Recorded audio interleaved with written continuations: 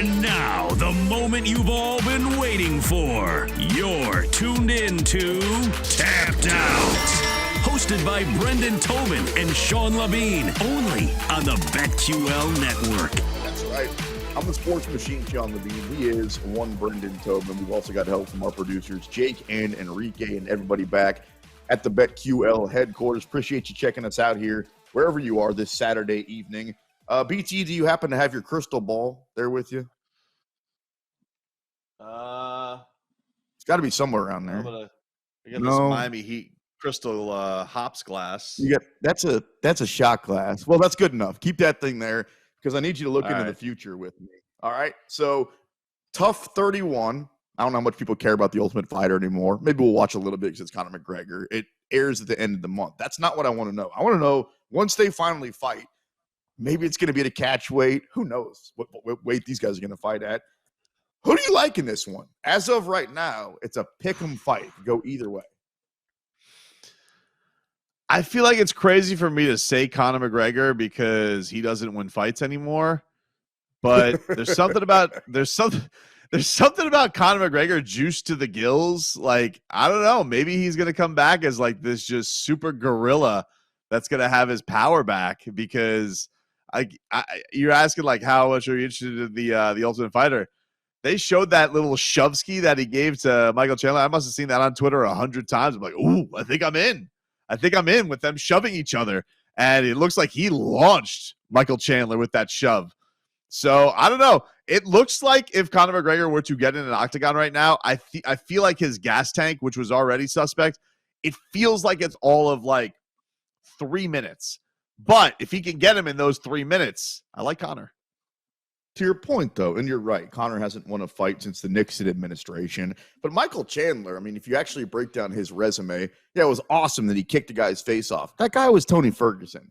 He beat up Dan Hooker. So it's not exactly the most impressive of all resumes. I completely understand why this one's a pick 'em. Also, if you're going to bet on KU basketball or the Yankees or the Lakers, you always have to pay a tax. That's how it works because so many people want to bet that team. And there's obviously a tax anytime you bet Conor McGregor. So because of that, I'm leaning Michael Chandler. But who knows exactly when we're going to get that fight. All right, we know that we're going to get Leon Edwards versus Colby Covington. We had the discussion last week. Does Colby deserve it? I think so. I think that even sitting on the sidelines, he's the right guy for the job. Right now, it's basically a pick 'em. Minus 105 for the champion, Leon Edwards. Colby Covington, plus 105. Styles make fights, and I think that Leon has been a great matchup for Usman. And I think that Usman was a great matchup against Colby. I know it's weird and MMA math doesn't work this way, but I actually think that Colby is going to give Leon Edwards a lot of trouble, and I'll take the plus 105 underdog. Is it just because because of Colby's like cardio, his relentlessness, as opposed to what? Absolutely. And with Leon, here's the thing, and maybe this isn't fair. He's defended his title now against the same guy. So we haven't really seen him, fight necessarily a different style in the last, what we're talking about, almost calendar year. Colby presents a difficult – Colby gave Kamaru Usman trouble back before Usman had lost. So it sounds like you like Leon in this one. I think it's a tough fight to pick, to be honest with you. I think the odds makers have it right because I think that as much as people want to say, Colby's cringe and all that, like Colby's very, very good. He's a tremendous fighter. And he's been so linked to Usman. It's tough to also take out his other great performances that he's had in there, but this guy has made a lot of guys look really, really bad and has dominated them. You think about what he does to Masvidal and how he just picks those strikers up, puts them down, gets them with strikes as they're coming in. And so, I am curious to see how Leon deals with that because it's just a different pace. Like Usman is very methodical. He will put you up against the cage. He will grind you out. He will go for one big takedown where Colby will take you down, pick you up, put you down 3 times in a round while throwing punches at you. And so, I think it is a very different test that Leon has to take on. That being said, his takedown defense was tremendous against Kamaru's. And, I would say is much better than Masvidal's, who, can look like a little bit of a fish out of water when you have a good grappler in there. So it is going to be one of those things where I have a lot of theories on how it could go, but I don't know if we will know maybe until round 1 because of, what is it going to be like when somebody goes for that first takedown? Because if he's able to keep it standing, I mean, this is not a contest. Leon's going to light him up on his feet, but Colby he just never ever stops. It's a really, really hard challenge.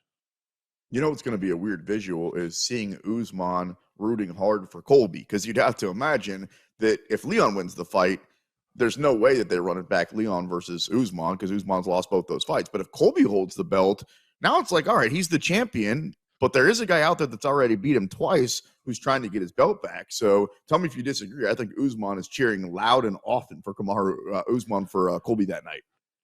I feel like that last fight was very close. And I feel like that Usman, if he has a couple of impressive performances, I feel like, because look, the last fight, first of all, he does have a win over him. It was a long time ago, but he does have a win on his resume against That's true. Leon. So, and we saw a lot of that first fight. But yeah, I do think it's time for some new contenders. But if he goes out and let's say he just destroys Hamzat and does something impressive and there's just nobody else, yeah, I would be fine Usman getting another shot. Obviously, him and Colby have a ton of history, so that one makes a lot of sense too. But I don't think that Usman's in the ballpark of he doesn't get a title shot while Leon holds the belt right now. I think that the last fight was too close for me to say, oh, no way, he never gets a title shot again. Like when Max lost to Volk this last time around, it was definitive. Volk put the nail in the coffin. He blew him out. We're like, all right, we really have ended this chapter right now. Until Volkanovski loses the belt, Max Holloway can't fight for the belt.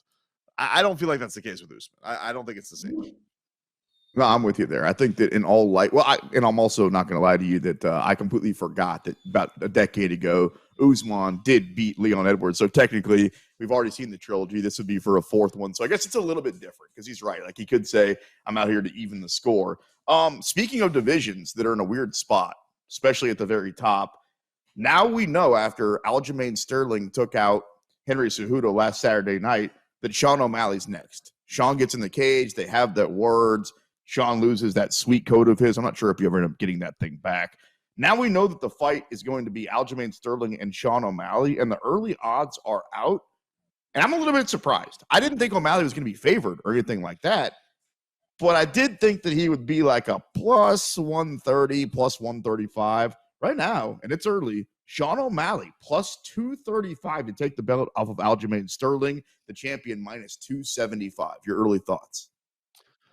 When we were bringing this up earlier in the show, doesn't really surprise me that the odds are there because it's a little reflective of what they were when he fought Petr Yan, that people were like, this is too much for Sean O'Malley. Listen, it's not very long ago where we thought he won very well. He won, but it was a very, very, very, very, very, both of these guys, very, very, very close controversial fights over Petr Yan. They got that in common. But I think for Sean, it's also a case of we just haven't seen him against the creme de la creme that much. We don't know. He may be ready. It doesn't mean he's not ready. I think the odds makers have questions, and that's why he's going into this as such a big underdog, because you look at it, you're like, well, what's he going to be like? Because he hasn't really been in there with anybody like Aljamain Sterling. Because even with Yan, it's a striking match. I think you're selling him a little short. I mean, one of those fights he lost, so maybe you're not giving him credit, but he's now fought Chito Vera and Petr Yan. So that's two guys that have spent the last couple of years in the top three of whatever division they've been fighting in. So it's totally not like he hasn't fought anybody. No, but like I said, he hasn't fought anybody like Aljamain Sterling. When I say that, I mean style. True. He has not fought a guy who is going to grapple you and drown you and try and he's not going to get into a striking match with Sugar Sean O'Malley. It's not going to happen. And so, is he going to be able to stay on his feet? I don't know. Maybe he will be. But I think that's what the big question there is. What happens if Sean O'Malley gets taken to the ground? Look what Aljamain Sterling did to Corey Sandhagen. He's taken really dangerous strikers and choked them out. And so this guy is very, very dangerous when he has a big advantage in that regard. This last fight that he just had against Henry Cejudo, Henry Cejudo is a great grappler. So he was able to stave off that danger, but I think the odds makers are probably looking at Sean and wondering, well, can he? We don't really know. I got a few more one-sided odds for you. So Alexander Volkanovski is going to fight Yair Rodriguez, and Volk's always got these weird lines. He's a minus 420 against Yair. I think we both, just because of the odds, look at Yair as a plus 300 and go, all right, that's a live wire, and I'm certainly not going to put that much down on a minus 420, essentially whoever it is. I think we both agree on this one. Tell me if I'm wrong. We don't necessarily think Yair's going to win the fight, but we're also going to put a little bit of money on him, right? The way he looked that last fight, I feel like that's a good value. You know, you're Right? getting a chance awesome. to make some money. And you just feel like with that guy, we've seen him pull out some Hail Marys in a fight too. You know, like he can, as an underdog. He could just, yeah, he could just pull stuff out in any time and any place. So I think that's what you're probably hoping on. And I'm not surprised that the odds are as lopsided as they are, because I just feel like Volk's stock right now is just like through the roof. Oddly enough, off of a loss, I feel like it's higher than it's ever been because of what he did against Islam. So I'm not surprised the odds are where they are. But yeah, man, I mean, look, if Max Holloway is going to sit here and tell me, hey, that dude's got to fight, he's got a chance, and he's spent more octagon time combined with all of those guys than we have or anybody else has. So if Max Holloway says it, I think that's a pretty good opinion to take, that Yair is a live dog, and that's what Bless told us. Yeah, he actually came on our very show just a few weeks ago and said that. Amanda Nunes now has a new opponent for her belt. Juliana Pena is out. Aldana is in right now. Amanda is a minus 450 favorite. You can get the underdog Aldana at plus 320. And then we've got about 30 seconds left. John Jones, man, versus Stipe Miocic. John said that maybe this is going to be his last fight, and then all of a sudden the odds went even longer. Right now, minus 300 for John, plus 280 for Stipe. How big does that Stipe number need to get before you lay a little bit of money on him? You know what? The things that I got to watch out for, honestly, is stuff like John saying, I'm thinking about retiring, because when I start seeing John get a little squirrely, that makes me wonder, like, well, what kind of performance am I going to get from the guy? Is he already tired of fighting? And so that's what intrigues me about it. It's not about how good he is in the octagon. It's what's he dealing with outside the octagon. First of all, I'm never tired of fighting. As a matter of fact, coming up next on this show, I'm going to beat you up. That's right. Don't go anywhere. You're locked into the BetQL network.